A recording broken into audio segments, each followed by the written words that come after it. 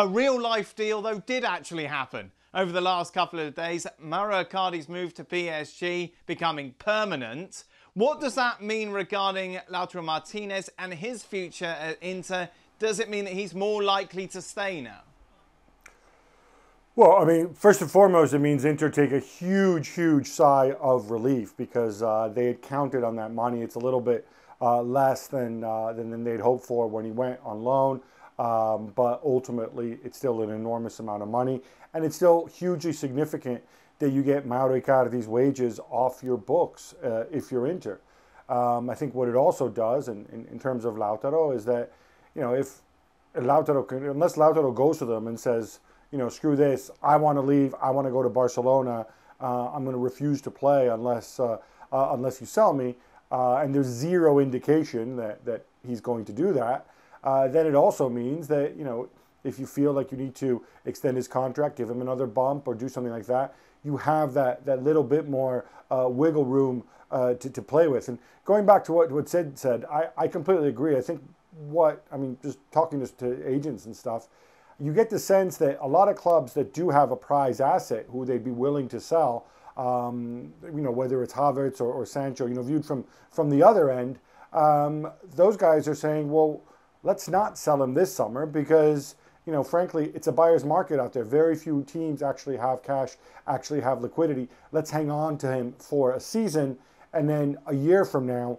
when the market hopefully has ticked up, let's see where we are. And the one exception on the swap deals is swaps between clubs who have huge wage bills. And that's why I think those proposed swap deals between Barcelona and Juventus, for example, are slightly different because you're swapping people who've got comparable, or you're trying, I should say, you're trying to swap players who've got comparable contracts in terms of wages.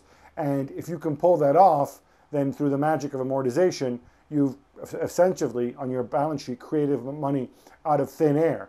And so that's appealing. But, you know, getting guys out who are on huge wages, it's extremely difficult. And I think that's what Barcelona are realizing. Sid mentioned Coutinho as well. Gab, obviously Barca looking to get rid of the Brazilian. It was Arsenal a couple of days ago. Chelsea within the last 24 hours. This is just going to go on. Basically, any big club is going to be linked to Coutinho, aren't they? Yeah, and so you're gonna ask yourself the question is, you know, how motivated is he? Do I think I can get him round? Obviously, he's on enormous wages, so can you get Barcelona to chip in with some of those wages? What sort of a clause can I insert to make the deal permanent in case he does work out? And can he help me? There's no question he's a very talented player, but I think what's going to happen is that at some point, Quique Setien's going to say, you know what? Why don't I have a go with Coutinho? You know, it didn't work out before. That was Valverde. Maybe I've got more luck with him. Maybe I end up keeping him around.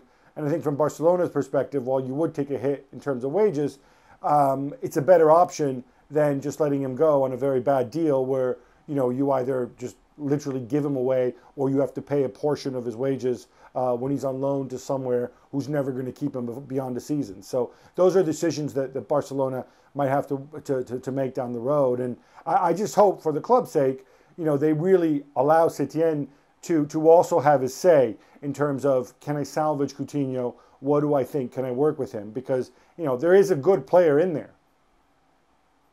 Sid? Yeah, that's exactly right. You know, at least it's certainly the way I see it as well. I mean, you know, there's been a lot of talk all the way through this whole season. You know, what do you do with a problem like Coutinho? And to pick up where Gab's left off, what do you do with a problem like Coutinho? You play him. You play him, because if you're in a scenario in which any kind of exit strategy is not particularly good, and that's quite likely, then why not take the risk that actually, under a different type of manager, with a different type of team, with a different style, you can actually find a place for him. I also think, for what it's worth, that Coutinho's kind of disastrous spell at Barcelona has been overstated. I don't think he was anything like as disastrous as being made out. No, he wasn't a huge success. But I agree with Gab. I think there's a player in there. And I think if you look at the options and you think that none of these exit strategies really work, then the solution is, well, maybe not the solution, because who knows, it might not work out. But it's got to be worth thinking about. Hey, how about this player we own who's very good, who we paid a lot of money for? How about we put him in the team? Thanks so much for watching ESPN on YouTube. And for more sports highlights and analysis, be sure to download the ESPN app. And for premium content and live streaming, subscribe to ESPN Plus.